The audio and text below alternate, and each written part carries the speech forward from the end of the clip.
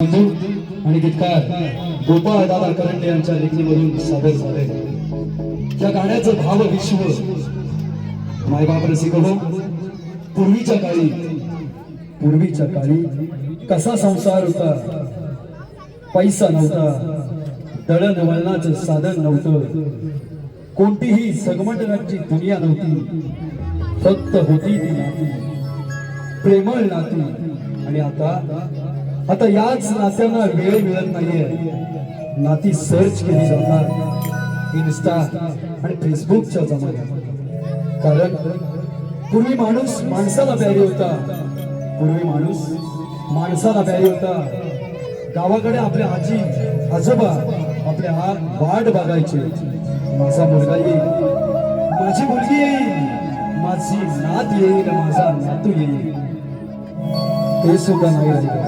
त्या इन्स्टा फेसबुकच्या माध्यमातून, आज लाईव्हच्या माध्यमातून हे सुद्धा अंतर कमी झाले।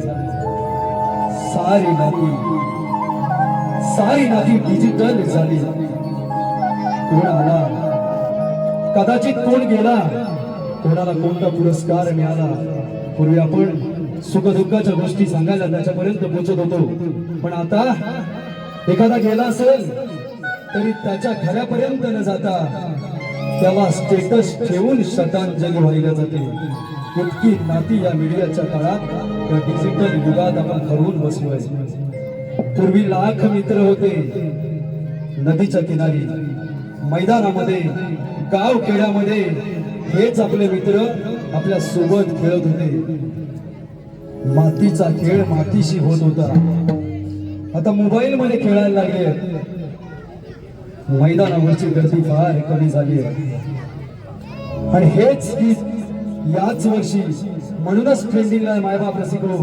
कारण या गाण्यामधून आम्ही आपलं आणि आपल्या नात्याचं भाव विश्व आपल्या समोर ठेवले।